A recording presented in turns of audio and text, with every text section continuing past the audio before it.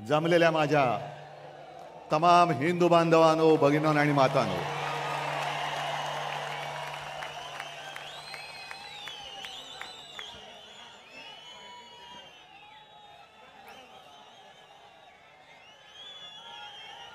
सर्वप्रथम आपल्याला सर्वांना दसऱ्याच्या शुभेच्छा देतोय। आज शस्त्रपूजन आणि सरस्वती पूजन करत असतो आपण।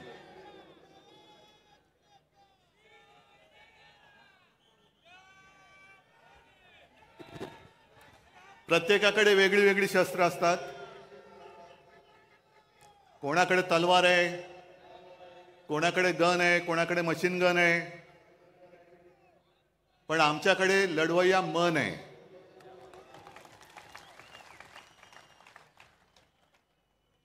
आणि गेल्या अनेक वर्षाच्या परंपरेप्रमाणे आज ठाकरे कुटुंबियांनी सुद्धा जी शस्त्रपूजा केली,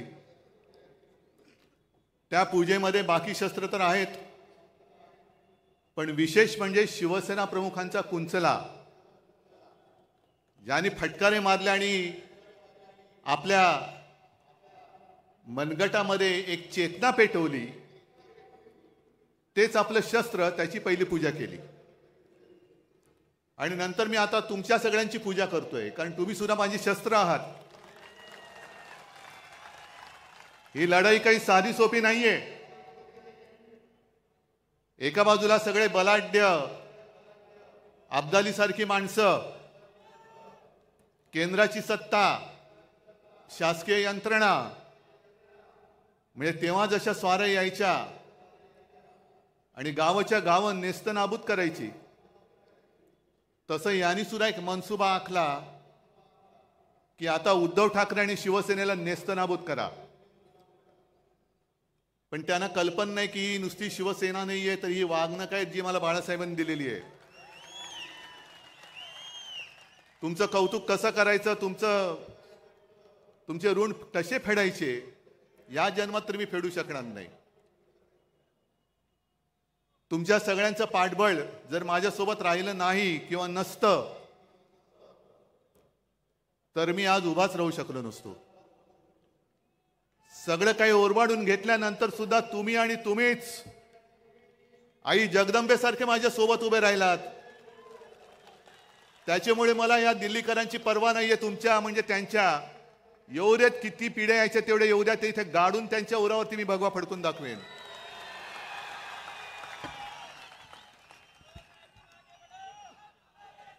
मजल दर मजल करत चाललेलो आहोत। 56 वर्ष, 57 वर्ष, मी तर म्हणेन दरवर्षी शिवसेनेला नवीन अंकुर फुटतायत। आणि आज हे भगवे जे आहेत, हे भगवे मशाली झालेले आहेत त्यांच्या। इथला प्रत्येक शिवसैनिक आजपासून शिवसेना प्रमुखांची, बाळासाहेबांची मशाल बनवून या भ्रष्टाचारी सरकारला चूड लालवाशिवाय राहणार नाही। संजय राऊतजी, आपण जे बोललात की टाटांबद्दल सांगितलं की उद्योगपती गेल्यानंतर हळहळ वाटणं हे फार हल्ली दुर्मिळ झाले। याचं कारण असं आहे की टाटांसारखे उद्योगपती हे अशी विरळे असतात। टाटांनी काय केलं, अनेक गोष्टी त्यांनी दिल्या, पण आपल्या रोजच्या जेवणातली लज्जत वाढवण्यासाठी टाटा नमक दिलं। आणि आत्ताचे जे उद्योगपती आहेत ते अख्खं मिठागर गिळतायत। म्हणून टाटा गेल्याची ह्याचं वाईट वाटतंय, आणि मिठागर गिळणारे जात का नाहीत याचं सुद्धा वाईट वाटतंय। जे जायला पाहिजे ते जात नाहीत, आणि जे जाऊ नयेत अशी लोक जात आहेत।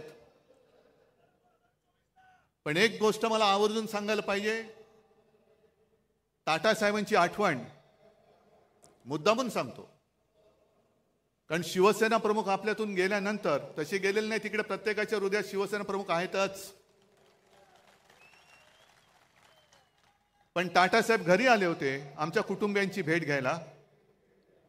बराच वेळ बसले, गप्पा मारल्या, आणि निघताना मला सांगितलं की उद्धव, एक लक्षात ठेव, तुला आणि मला खूप मोठी परंपरा आणि वारसा लाभलेला आहे. तुला जसा शिवसेना प्रमुखांचा वारसा लाभलाय तसा मला JRD टाटांचा लाभलेला आहे. आणि JRD नंतर जेव्हा मी काम सांभाळायला सुरुवात केली त्याने माझ्यावरती हा संपूर्ण कारभार सोपवला. मी कामकाजाला सुरुवात केल्यानंतर बरेच दिवस असं व्हायचं की कोणताही निर्णय घेताना माझ्या मनात यायचं की आज JRD असते तर काय केलं असतं, आणि म्हणजे मी निर्णयच घेऊ शकत नव्हतो. आणि अचानक माझ्या लक्षात आलं की अनेक वर्ष JRDने मला काम करताना बघितले, माझी शैली बघितली, माझी पद्धत बघितली, आणि त्यांचा जेव्हा पूर्ण विश्वास माझ्यावरती बसला की माझा वारसा हा रतनच पुढे घेऊन जाऊ शकेल, तेव्हा त्यांनी माझ्या खांद्यावरती धुरा ठेवली. आणि तसंच तुझं आहे. जशी माझी निवड JRDने केली तशी तुझी निवड शिवसेना प्रमुखांनी केलेली आहे. शिवसेना प्रमुखांनी तुला बघितलेलं आहे. कठीण काळात तू काय करतोस, कसा लढतोस,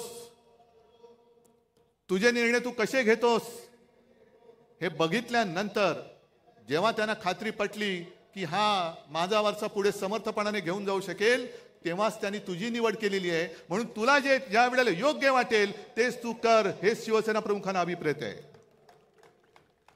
आणि तेच मी करतोय. मी कुठेही बाळासाहेबांचा विचार सोडलेला नाही. भाजपला लाथ घातली याचं कारण त्यांचं हिंदुत्व आहे, गोमूत्रधारी बुरसटलेले हिंदुत्व आहे, म्हणून मी त्यांना लाथ घातली. आणि आज या परत लोकशाहीच्या युद्धाला सुरू करताना मी तुम्हाला जाहीर प्रश्न विचारतो, मी घेतलेला निर्णय योग्य आहे का अयोग्य आहे? जे मी त्यांच्याशी लढतोय हे बरोबर आहे का चूक आहे? बरोबर आहे ना? मग जा त्या मिंद्यांना सांगा की तुझा विचार हा बाळासाहेबांचा विचार नाही. आज त्यांनी जी काय एक जाहिरात केलेली आहे, हिंदुत्व आमचा श्वास, मराठी आमचा प्राण, पण पुढच्या 2 ओळी राहिल्या, हिंदुत्व आमचा श्वास, मराठी आमचा प्राण, अदानी आमची जान, आणि आम्ही शेठजींचे श्वान.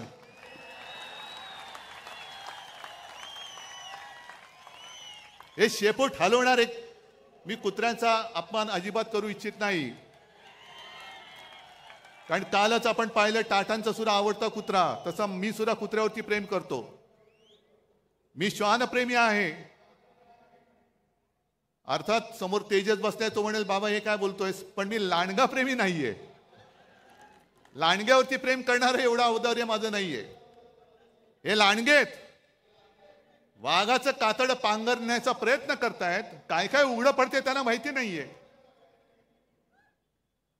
पण चाललंय आपलं. एक लक्षात घ्या की आजची लढाई आपण लढायला जातो आहोत, हे महाभारत आहे. जसं कौरव माजले होते आणि अधर्माच्या बाजूने उभे राहिले होते, 100 होते, पांडव 5 होते. शकुनी मामा कोण आहे तुम्हाला माहिती आहे?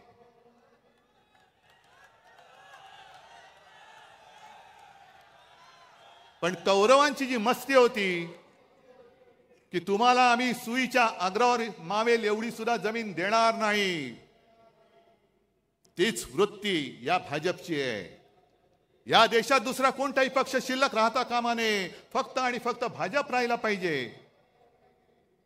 मग सुईच्या अग्रावर जमीन जरी मावली नाही तरी सुईची अग्र तुमच्या कुठे टोचेल. आणि आता तलवारी आहेत. तुम्ही आम्हाला संपवायला निघालात, किती मस्ती करणार?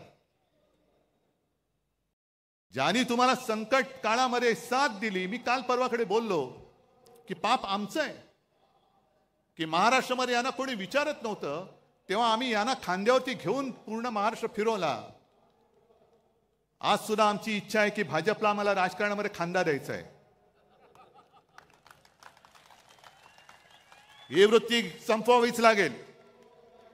मी आणि फक्त मीच, दुसरं कोणी नाही, हे नाही चालणार.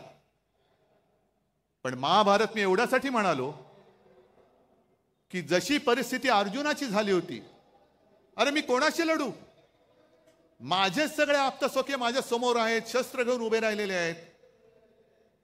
ज्यांना मी घरातलं माझं मानलं, ज्यांना मी मोठं केलं, तीच नालायक माणसं आज माझ्यासमोर माझ्यावरती वार करायला चालून येत आहेत. मी कसा लढू? आणि म्हणून कृष्णाला अर्जुनाला गीता सांगावी लागली की शेवटी आपलं कोणी नसतं. आपल्या समोर जो उभा राहत होता आपला शत्रू, आणि आपल्या सोबत राहत होता आपला मित्र. शत्रू समोर उभा आहे, त्याच्याकडे न बघू नकोस, त्याला पहिला तुला ठेचलाच पाहिजे, ठेचावाच लागेल. आणि हीच शिकवण आम्हाला छत्रपती शिवाजी महाराजांनी दिली. म्हणजे माझे आजोबा प्रबोधनकार जे नेहमी सांगायचे की कृष्णाने गीता सांगितल्या अर्जुनाला, कारण अर्जुन गर्भगळीत झाला, कसा लढू? मग तेव्हा कृष्णाला त्याला बळ द्यावं लागलं आणि मग अर्जुन उभा राहिला. कृष्णाने गीता सांगितल्या अर्जुनाला, पण अंमलात आणली ती आमच्या छत्रपती शिवाजी महाराजांनी. महाराजांच्या सुद्धा अंगावरती सगळे आप्तस्वकीयच आले होते, आपलीच लोक आली होती, पण महाराजांनी बघितलं नाही हा कोण आहे. जो स्वराज्यावरती चालून येतो तो माझा शत्रू, त्याला त्याचा शिरच्छेद केलाच पाहिजे. तशीच ही लोक ही आज आपल्या अंगावरती चालून येत आहेत. यांना यांचा राजकारणामध्ये शिरच्छेद केलाच पाहिजे, करावाच लागेल. आणि एवढं मोठं दैवत आपलं छत्रपती शिवाजी महाराज, हे भाजप आणि मोदींना वाटतंय हे मतं मिळवणारे मशीन आहे. मशीन नाही, ते आमचं दैवत आहे.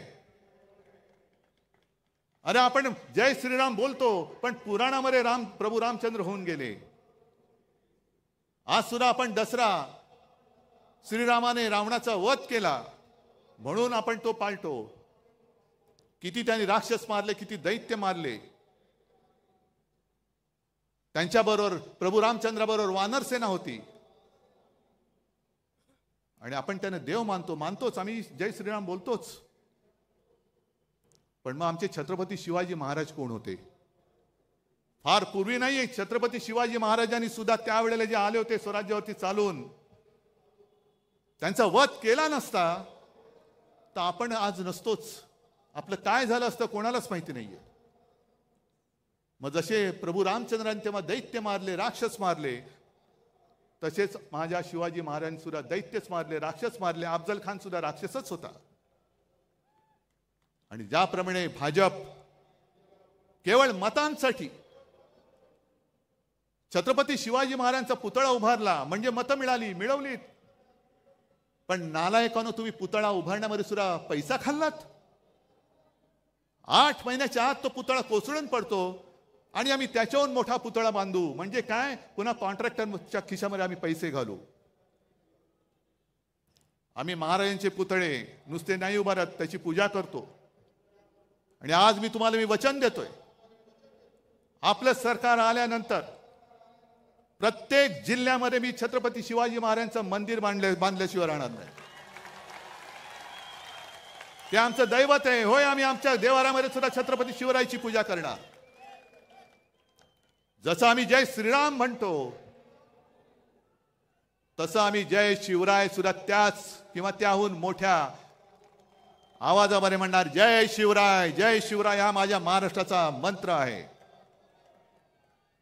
आणि माझी तर अशी इच्छा आहे,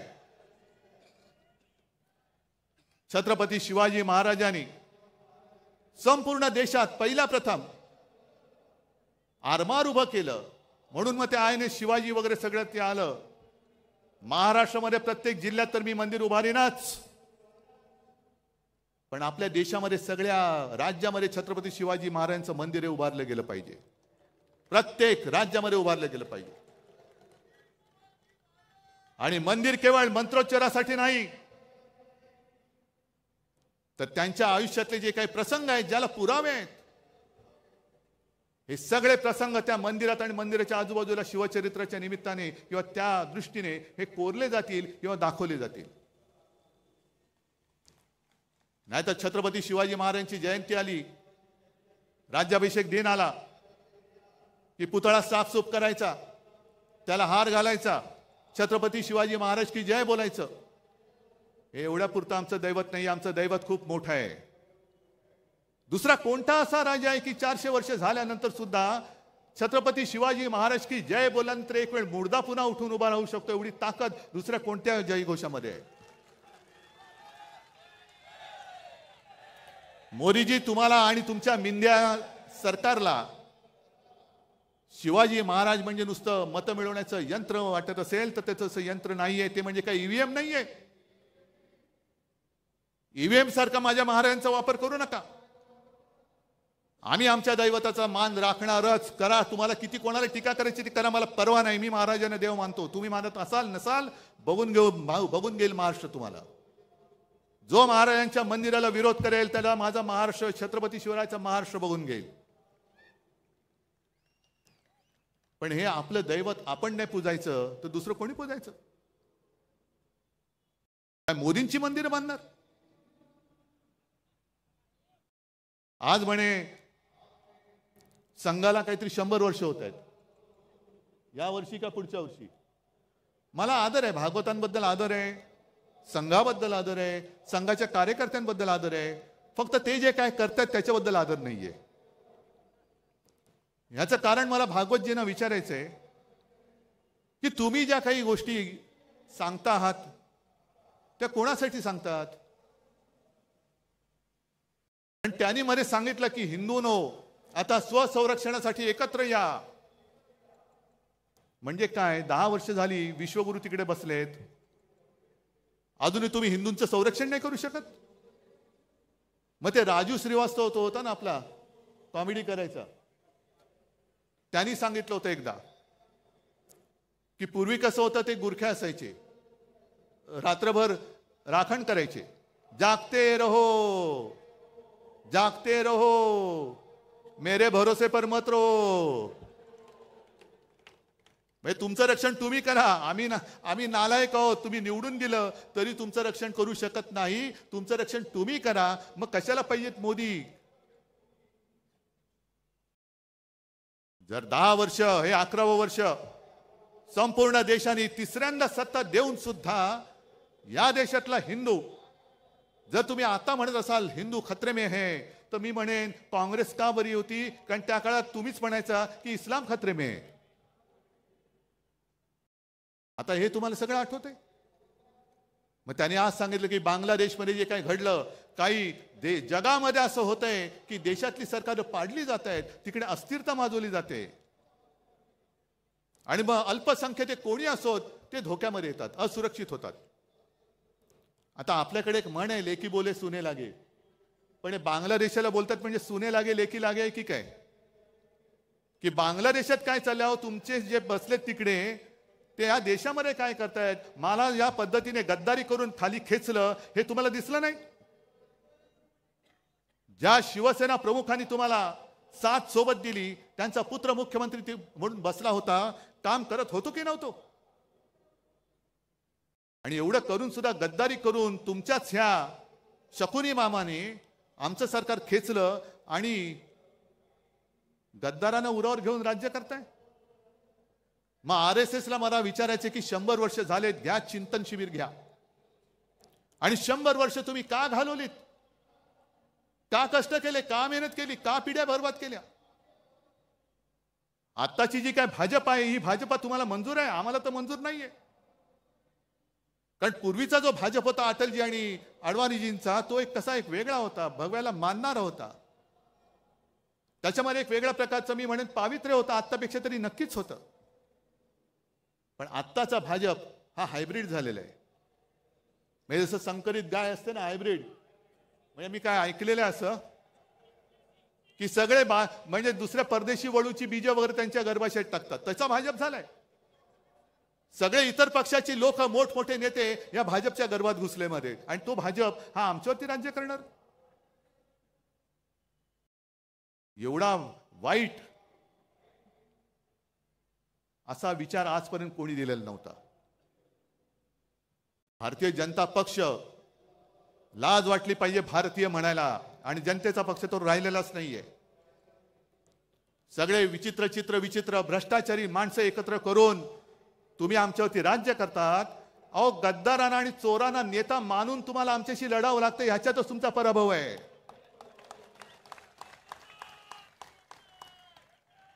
चोरांना डोक्यावर बसवत आहे, गद्दारांना डोक्यावर बसवत आहे, आणि किती खाताय, किती भ्रष्टाचार करताय. बरं, हिंदुत्व हिंदुत्व म्हणजे नेमकं आहे तरी काय? मी हा प्रश्न तुम्हाला प्रत्येक दसरा मेळाव्यामध्ये विचारणार आहे. मरे गाईला राज्यमातेचा दर्जा दिला, चांगली गोष्ट आहे. एक देशी प्रजाती म्हणून गाई वाचवलीच पाहिजे. आपली जी देशी गाय आहे ती एक प्राणी म्हणून, प्रजाती म्हणून ती वाचवलीच पाहिजे. पण मला आता प्रश्न असा पडलाय की गाय ही राज्यमाता झाली असेल, मराठी अभिजात भाषा झाली, मग राज्याची राज्यभाषा कोणती? कारण राज्यमाता गाय. मग गायीचं हंबरणं ही आपली राज्यभाषा होणार का? आणि गायीचं हंबरणं ही जर का राज्यभाषा असेल तर कवळ्या कवळ्या मुलींवरती जे काही अत्याचार होत आहेत ते तो हंबरडा तुमच्या कानावरती का पडत नाही? हा माझा पुढचा प्रश्न आहे. महिलांवरती जे अत्याचार होत आहेत, गोरगरीब जे त्रासलेले आहेत, हा हंबरडा हा तुमच्या कानावरती जात नसेल तर कशाला गाईला राज्यमाता मानताय? पहिला आईला वाचवा, मग गाईला वाचवा, हे आमचं हिंदुत्व आहे. पण केवळ महागाई तुम्ही रोखू शकत नाही म्हणून गाईच्या आड लपणार असाल तर तुमचा हा भाकटपणा आम्हाला मंजूर नाहीये. काय अशी लोक एकदम मध्ये सुपटतात, गोरक्षक.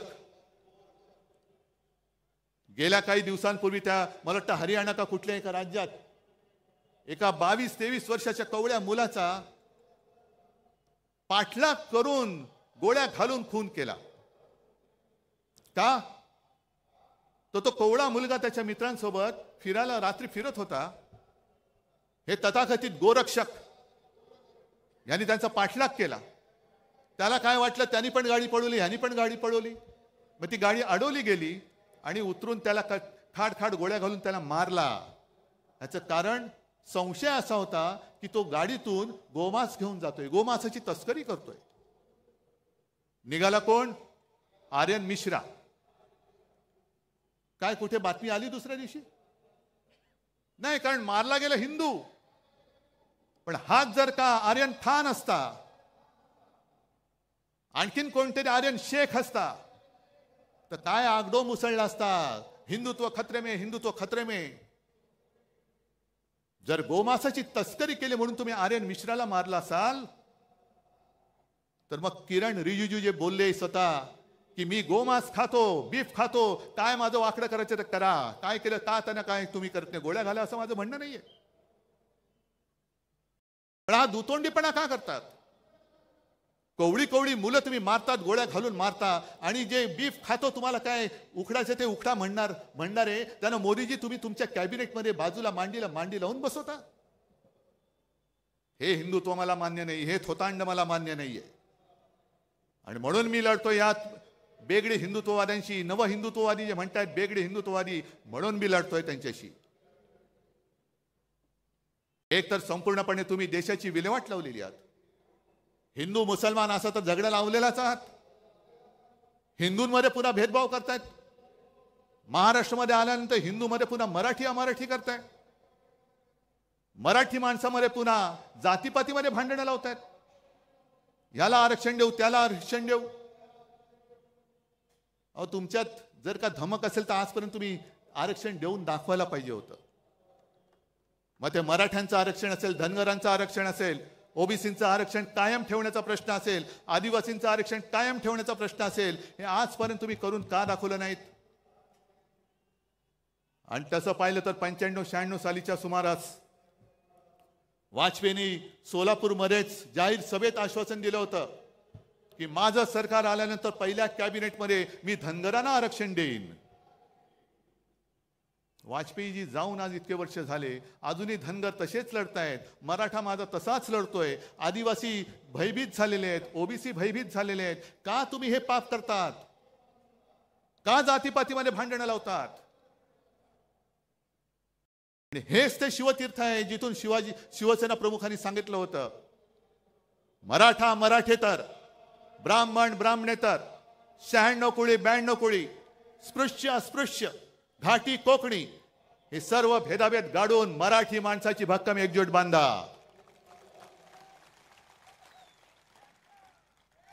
ती मराठी माणसाची एकजूट बांधली गेली नसती, शिवसेना उभी राहिली नसती आणि हिंदुत्वाचे रखवाले म्हणून जेव्हा भाजपवाले शेपटे घालून बिळात बसले होते तेव्हा जर काही मराठी माणसाची ताकद हिंदुत्व हिंदू म्हणून उभी राहिली नसती तर मोदीजी तुम्ही आज दिल्लीमध्ये दिसला नसतात. ही माझ्या महाराष्ट्राची मराठी माणसाची ताकद आहे. ज्याला तुम्ही चिरडायला निघालात, काय आम्ही काय गुन्हा काय केला होता आणि काय पाप केलं होतं. आज सुद्धा अमित शहा जे बोलतात, मग किती माणसं निर्लज्ज असावीत, माणसाने किती निर्लज्ज असावं. एक 2-4 दिवसापूर्वी आले होते आणि त्यांनी सांगितलं की या वेळेला महायुती, पण 2029ला 100% म्हणजे यांची एक्सपायरी डेट आज लिहून ठेवलेली आहे. अहो अमितजी, एक तर पहिलं तुमचा भाजपा सांभाळा, कारण 10-12 दिवसापूर्वी मी नागपूरला गेलो होतो. आपण बाबा शहरी बाबू आहोत. मी शेतकऱ्यांचं कर्जमुक्त जरूर केलं, माझं कर्तव्य म्हणून केलं. गोरगरिबांना 10 रुपयामध्ये शिवभोजन दिलं, जरूर दिलं, माझं कर्तव्य म्हणून दिलं. कोरोनामध्ये सुद्धा मी काम जे केलं तुमच्या सगळ्यांच्या आशीर्वादाने माझं कर्तव्य म्हणून केलं.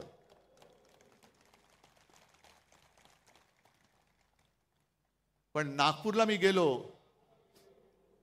मी तुम्हाला का म्हटलं की मी शहरी बाबू आहेच, मला शेतीतलं कळत नाही, पण शेतकऱ्याचे अश्रू मला दिसतात जे तुम्हाला दिसत नाहीत. नागपूरमध्ये गेल्यानंतर मला तिथल्या लोकांनी सांगितलं की उद्धवजी हालत फार वाईट आहे. सोयाबीनला भाव नाही, कापसाला भाव नाही, गेल्या वर्षीचा पीक विमा अजून मिळालेला नाहीये, बँका कर्ज देत नाहीयेत आणि त्याच्यामध्ये काय काय वेळेला नैसर्गिक आपत्ती येते. संत्र्यावरती म्हणतो एक डिंक्या रोग येतो.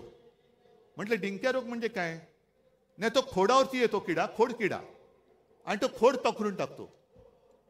आणि दुसरा गुलाबा आपलं कापसावरती येतो, कापसाच्या बोंडावरती येते ती गुलाबी अळी. आता ती अळी जॅकेट घालते की नाही मला माहित नाही, पण तिला गुलाबी बोंड अळी असं म्हणतात. अमित शहाजी, तुमच्या भाजपच्या झाडाला दाढीवाला खोडकिडा लागलाय आणि तुमच्या बोंडावरती गुलाबी जॅकेटवाली अळी पडली, ती बघा.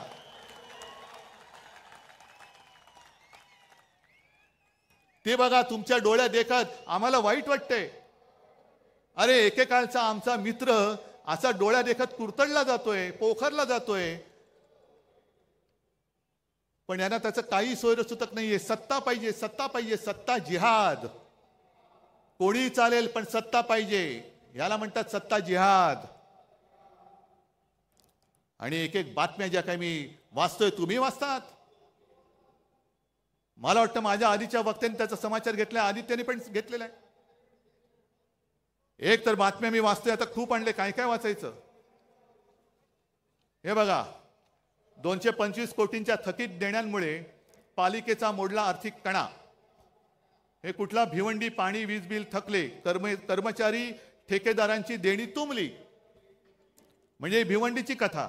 आणि बाजूला बातमी, नव्या मुंबई विमानतळावरती सुखोई विमान उतरले. ते सुखोई नव्हतंच, दुसरं होतं. म्हणजे हा सगळा जो काही धूळफेकीचा कारभार चाललेला आहे. त्याच्यानंतर हे दुसरं आहे,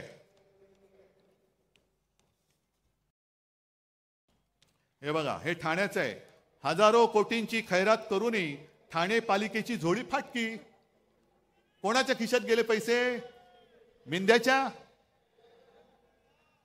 त्याच्यानंतर आपल्याला या गोष्टी कळत नाही.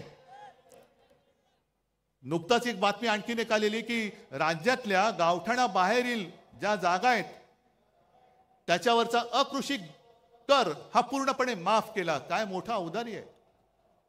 अहो पण मुळामध्ये गावठाणामध्ये अकृषी कर नव्हताच. गावठाणा शब्द वापरल्यामुळे आपल्याला असं वाटतं कुठेतरी खेडोपाडी हा कर होता आणि तो रद्द केला. तसा नाही, हा कर रद्द झाला तो आपल्या शहरांमधला झालेला आहे. शहरामधला कर, इकडे मोठमोठे उभे राहतात टॉवर्स, हे कोण बांधतंय? हजारो कोटींचा महसूल बुडवून तुम्ही तुमच्या मित्रांसाठी हा कृषी दर कर रद्द केलेला आहात. थोडे दिवस थांबा जरा, 1-2 महिने थांबा, आमचं सरकार येतंय. आणि ही जी काय तुमची मस्ती आहे ना, 11 दिवसात तब्बल 1600 शासन निर्णय जारी. यातले अनेक निर्णय आम्ही रद्द केल्याशिवाय राहणार नाही. जे जे माझ्या राज्याच्या मुळावरती येणारे निर्णय आहेत, जे जे तुमच्या विकासकांचे, बिल्डरचे, मित्रांचे झोळ्या भरणारे निर्णय आहेत, ते आम्ही रद्द करूच. तुमच्यावरती पण गुन्हे दाखल करू. पण मी सगळ्या अधिकाऱ्यांना सांगतोय, तुम्ही या पापात सहभागी होऊ नका, नाही तर तुम्हाला सुद्धा तुरुंगात आम्ही टाकल्याशिवाय राहणार नाही. मुंबई महापालिकेची सुद्धा हालत एवढी वाईट केलेली आहे. साधारणतः 90,000 कोटीचं आपलं ज्याला एफडी म्हणतो, ते एफडी यांनी तोडल्या. आणि माझी जी माहिती मिळाली आहे की साधारणतः 40,000 कोटी रुपये फक्त शिल्लक राहिलेत. बाकीचे उडवून टाकले. आणि 40,000 कोटी का, तर ते तोडता येत नाही म्हणून पगारासाठी ठेवावे लागतात, इतर देणी देण्यासाठी असतात. म्हणजे आपली मुंबई महापालिका ही एवढी श्रीमंत, ही श्रीमंत मुंबई, माझी मुंबईकर हा माझा श्रीमंतच आहे, मनाने श्रीमंत आहे. 90,000 कोटी यांनी उडवून टाकले आणि विकास कामं एवढी काढली, जवळपास 2.5-3 लाख कोटीचे वर्क ऑर्डर यांनी देऊन टाकलेले आहेत. कोणाला दिल्यात? कसली विकास कामं? रस्त्यामध्ये सुद्धा कोणी खडी टाकली, कोणी सिमेंट टाकलं, याचा सुद्धा आम्ही चौकशी करणार आहोत. आणि मी तुमच्या सगळ्यांच्या साक्षीने मुंबई महापालिका आयुक्तांना आवाहन करतोय, हा माझ्या मुंबईकराचा पैसा आहे. हे 3 लाख कोटी तुम्ही कोणाच्या उरावरती, कोणाच्या सांगण्याने टाकले, ते सगळे त्या कॉन्ट्रॅक्टर सकट कोणत्या कामासाठी सकट टाकले, ते आम्हाला त्याची यादी पाहिजे. आमचं सरकार आल्यानंतर आम्ही घेऊच. पण तुमच्यामध्ये जी काही एक आम्ही सुद्धा जी शपथ घेतो, तुम्ही पण घेता ना शपथ. मग 3 लाख कोटी तुम्ही असे माझ्या महाराष्ट्राचे उधळून टाकले. राज्य सरकारने सुद्धा कर्ज घेण्याची जी एक मुदत असते दर महिन्यामध्ये, माझी माहिती अशी आहे, अंबादास तुम्ही चौकशी करा, त्यांनी फ्रंट लोडिंग हा एक शब्द आहे. म्हणजे काय की उद्या जे घेणार असू ते आज घ्या. डिसेंबरची कर्ज घेण्याची मुदत ही आज वापरलेली आहे, आज वापरले. म्हणजे तुम्ही कर्ज काढून फटाके फोडताय आणि माझ्या सर्वसामान्य लोकांना गुंगवून टाकताय की बघ आम्ही दिवाळी साजरी करतोय. अरे पण कर्ज काढलंयस. म्हणजे पूर्वी जसे इतिहासामध्ये असे दाखले आहेत की आपला प्रतिस्पर्धी जिंकतोय म्हटल्यानंतर आता आपण वाचणं शक्य नाही, हार नक्की आहे, तर आपणच आपलं शहर जाळून टाकायचं. विध्वंस म्हणजे शत्रू आलाच, प्रतिपक्ष आलाच.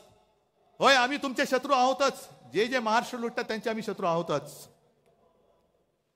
तर त्यांच्या हाती काही पडू नये, सगळं खाऊन फस्त करायचं. मग आले की यांचा ठणठण गोपाळ. आणि एकूण जी भयानक परिस्थिती जी मगाशी आदित्यने सांगितली, तुम्हालाही माहिती आहे, धारावीच्या माध्यमातून अख्खी मुंबई लुटतायत. काय नाही दिलंय अदानीला? चंद्रपूरची शाळा दिली, तिथल्या खाणी दिल्या, विमानतळं दिली, बंदरं दिली, धारावीची झोपडपट्टी दिली, इथली वांद्रे रेक्लेमेशनची जागा दिली. त्या पलीकडे मुंबईमध्ये आणखीन मिठागरं, Kurla Mother Dairy, Dahisar check नाका, मुलुंड चेक नाका, सगळ्या जागा. जसं संजय तुम्ही बोललात, सब भूमी अदानी की.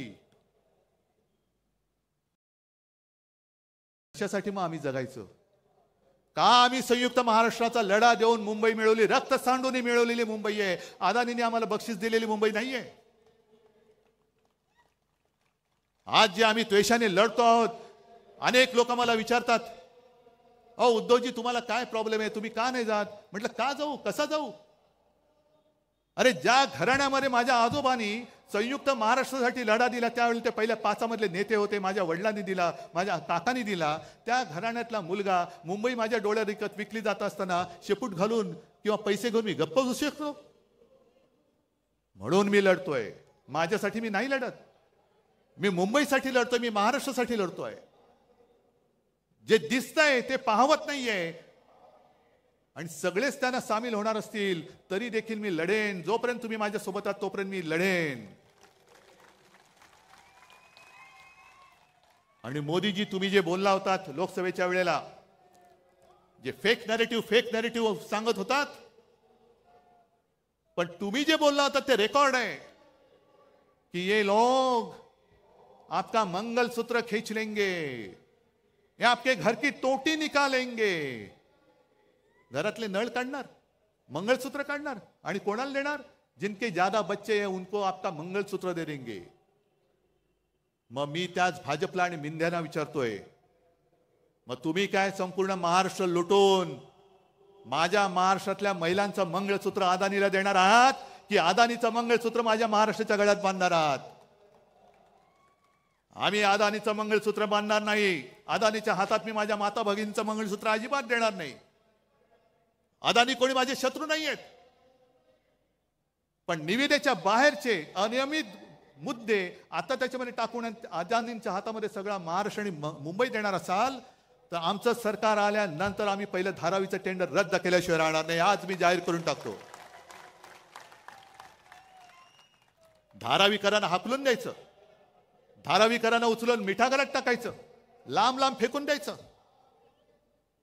मग आमचं सरकार आल्यानंतर मी धारावीमध्ये माझ्या पोलिसांना जागा देईन, गिरणी कामगारांना जागा देईन. जे मराठी माणसं तुम्ही मुंबईतनं तडीपार करताय त्या सगळ्या मराठी माणसांना मी धारावीत आणेन.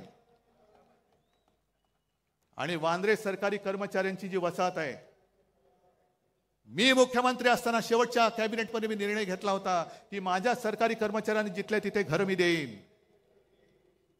हे सरकार बदलल्यानंतर निर्णय बदलला. संपूर्ण जागा त्यांनी कोर्टाला देऊन टाकली. कोर्टाला जागा द्यायला आमची ना नाही, आम्ही त्यावेळेला कोर्टाला जागा देत होतो, कोर्ट सुद्धा त्याला मान्य होत होतं. पण त्या सगळ्या सरकारी कर्मचाऱ्यांना सांगतोय की घाबरू नका, सगळे एकजुटीने जर का सोबत राहिला तर हे सरकार आपण आपलं आणूच. आणि जो निर्णय मी माझ्या मंत्रिमंडळात घेतला होता की सरकारी कर्मचाऱ्यांनी जिथले तिथे घर आणि कोर्टाला सुद्धा तिकडे बाजूला जागा, ही माझं सरकार आपलं सरकार आल्यानंतर मी केल्याशिवाय राहणार नाही. का नाही करायचं हे? नाहीतर मग शेवटी कशाला नावं घ्यायची, कशाला छत्रपती शिवाजी महाराजांची मंदिरं बांधायची? मंदिर एवढ्यासाठीच बांधायचं की आता जे महिलांवरती अत्याचार चाललेले आहेत आणि हे लगेच कोण देवा भाऊ हा भाऊ, अरे काय इतर वेळेला सगळं खाऊ. पण जसं त्या ठाण्यामध्येच ना, ठाणे जिल्हा ना, तो शिंदेला गोळी घातली, शिंदेला गोळ्या घातल्या ना, शिंदेला गोळ्या घालायलाच पाहिजे होत्या. आणि आनंद दिघे असते आज तर त्यांनी सुद्धा शिंदेला या पापाबद्दल गोळी घातलीच असते. आनंद दिघेने पहिली शिंदेला गोळी घातली असती की असा हा नराधम महिलेवरती अत्याचार करतो, आईवरती वार करतो, हा नराधम जगायच्या लायकीचा नाही, म्हणून शिंदेला गोळी घातली. बरंच झालं शिंदेला गोळी घातली, याचं दुःख नाहीये, शिंदेला मारायलाच पाहिजे होता. पण शिंदेला मारल्यानंतर जसं आपल्या मराठीमध्ये म्हणतात, म्हातारी मेल्याचं दुःख नाही पण काळ सोकावतोय. शिंदेला गोळी का घातली? कारण तुमचे बाकीचे सगळे जे होते त्यांना वाचवण्यासाठी, तुम्ही पुरावा नष्ट करण्यासाठी म्हणून शिंदेला गोळी घातली असेल तर त्याचा सुद्धा उलगडा झाला पाहिजे. पण तरी देखील शिंदेला गोळी आनंद दिघेने घातलीच असती.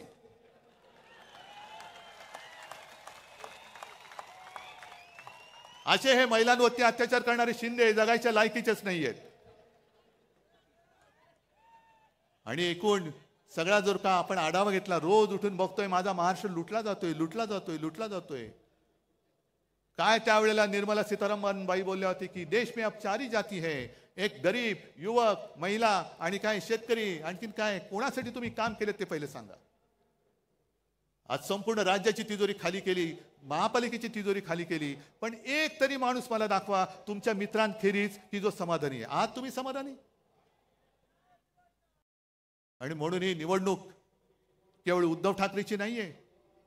जे चंद्रचूड बोलले की मला निवृत्तीनंतर इतिहासात माझी काय म्हणून दखल घेतली जाईल, चंद्रचूड साहेब अजूनही वेळ गेलेली नाही. जर तुम्हाला इतिहासामध्ये तुमचं नाव अभिमानाने घ्यावं असं वाटत असेल तर आज ती वेळ आहे. लोकशाही वाचवा, लोकशाही वाचवा, लोकशाही वाचवा. तारखा मागून तारीख आणि बाहेर भाषण देऊ नका. निर्णय घ्या, निर्णय घ्या. भाषणाने निर्णय मिळत नसतो. जे तुम्ही बाहेर बोलताय तेच तुम्ही आतमध्ये द्या. तोच निर्णय आम्हाला पाहिजे. कारण संपूर्ण देशातली लोकशाही तुमच्याकडे बघते, न्याय देवता तुमच्याकडे बघते की तुम्ही गणपती पूजनाला मोदींना बोलवलं, ठीक आहे, गणपतीची पूजा जरूर करा, पण जेव्हा न्यायदेवता म्हणेल माझ्या मंदिरात तुम्ही येता तेव्हा तुम्ही माझ्या न्यायदेवतेला अभिमान वाटेल असं जे काय आहात ते करताय की नाही. झाले नाही तर आता या 21 तारखेला का 8 नोव्हेंबरला ते रिटायर होणार.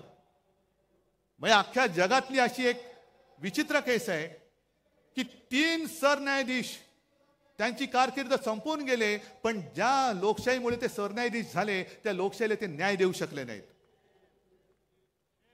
ही लोकशाहीची थट्टा आहे. न्याय मंदिर सर्वोच्च आहे, पण त्याच्याही पेक्षा मोठं माझं या लोकांचं मंदिर आहे. हे माझं न्यायालय आणि या न्यायालयात मी आलेलो आहे. आज दार ठोकून ठोकून ठोकून आमचे हात दुखायला लागले, पण न्याय मंदिराचे दरवाजे उघडत नाही. आम्हाला न्याय देवता पावणार तरी कशी, आमचा न्याय निवाडा करणार तरी कशी. न्याय देवतेच्या डोळ्यावरची पट्टी असते, तिला समोरचं कोण लहान आहे का मोठा आहे हा फरक नसतो. ती आक्रोश तिच्या कानावरती पडत असतो. पण एखादा धृतराष्ट्रासारखा जर का तिकडे बसला आणि समोर लोकशाही रूपी द्रौपदीचं वस्त्रण होताना सुद्धा माझं पुढे काय होणार ह्याची चिंता करत असेल, तर मग मी म्हणेन तुम्ही रिटायर झाल्यानंतरच मी तुमच्याबद्दल बोलेन. पण आता बोललो तर तुम्ही इतर वेळेला तारीख पे तारीख, पण आता काय बोललो तर मी घरी पोहोचेपर्यंत तुमचा हातोडा पडेल डोक्यामध्ये. पण ही लढाई जे मी तुम्हाला म्हटलं ही केवळ माझ्यासाठी नाही, तर महाराष्ट्राची ओळख सांगणारी लढाई, महाराष्ट्राची ओळख ठरवणारी लढाई आहे. आणि म्हणून जे महाराष्ट्राचं वर्णन आहे, हे वर्णन आपण जे म्हणतो ना, मुद्दामून मी लिहूनच आणले. मंगल देशा पवित्र देशा, राकट देशा कणखर देशा, दगडांच्या देशा नाजूक देशा, कोमल देशा फुलांच्याही देशा, अंजन कांचन करवंदीच्या काटेरी देशा, बकुल फुलांच्या प्राजक्तीच्या दळदारी देशा. ह्या दरिद्रांच्या देशा नाही, दळभद्रांच्या देशा नाही, दळदारीच्या देशा, भावभक्तीच्या देशा आणि बुद्धीच्या देशा, शाहिरांच्या देशा, करत्या मर्दांच्या देशा. हे वर्णन आपल्याला कायम ठेवायचं आहे की गद्दारांच्या, लाचारांच्या, भ्रष्टाचारांच्या देशा असं करायचंय. भ्रष्टाचार एवढा प्रचंड झालेला आहे की मध्ये मी ऐकलं की 70,000 कोटीचा भ्रष्टाचार करणारे सुद्धा लाजून बाहेर पडतायत. त्यांना सुद्धा लाज वाटायला लागली की अरे हे एवढे मोठे आहेत, माझा 70,000 कोटीचा घोटाळा काहीच नाही, यांच्यातनं बाहेर पडलेलं बरं, अशी बातमी आहे. पण हे सगळं त्यांना लख लाभो हे आपण नाही सहन करून चालणार. जीवात जीव असेपर्यंत मी माझा महाराष्ट्र लुटायला देणार नाही. शेवटचा श्वास असेपर्यंत मी माझा महाराष्ट्र मोदी शहांचा होऊ देणार नाही. हा शाहू फुले आंबेडकरांचा महाराष्ट्र मी मोदी शाह अदानींचा महाराष्ट्र होऊ देणार नाही. हा शाहू फुले आंबेडकरांचा आणि छत्रपती शिवाजी महाराजांचा महाराष्ट्र आहे, तो मोदी शहांच्या हातात मी जाऊ देणार नाही. आणि म्हणून मी एक सहज आठवण म्हणून याच व्यासपीठावरती एक शपथ घेतली होती. आहे का रे?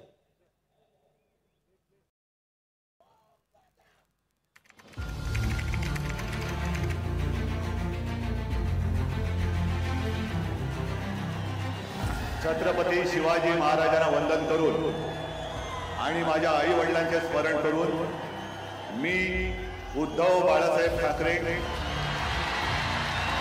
ईश्वर साक्ष शपथ घेतो की कायद्याद्वारे स्थापित झाले आहे अशा भारतीय संविधानाबद्दल मी खरी श्रद्धा व निष्ठा बाळगेन. मी भारताची सार्वभौमता व एकात्मता उन्नत राखीन.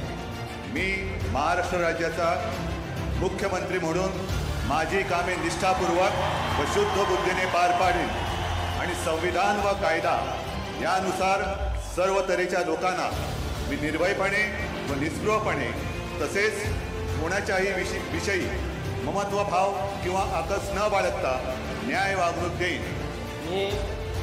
मी उद्धव बाळासाहेब ठाकरे ईश्वर साक्ष शपथ घेतो की महाराष्ट्र राज्याचा मुख्यमंत्री म्हणून माझ्या विचारार्थ आणली जाईल किंवा मला ज्ञात होईल अशी कोणतीही बाब असा मुख्यमंत्री म्हणून माझी कामे यथायोग्य पार पाडण्यासाठी आवश्यक असेल ते हे खेरीज करून एरवी मी कोणत्याही व्यक्तीला किंवा व्यक्तींना प्रत्यक्षपणे व अप्रत्यक्षपणे कळवणार नाही किंवा त्यांच्याकडे उघड करणार नाही.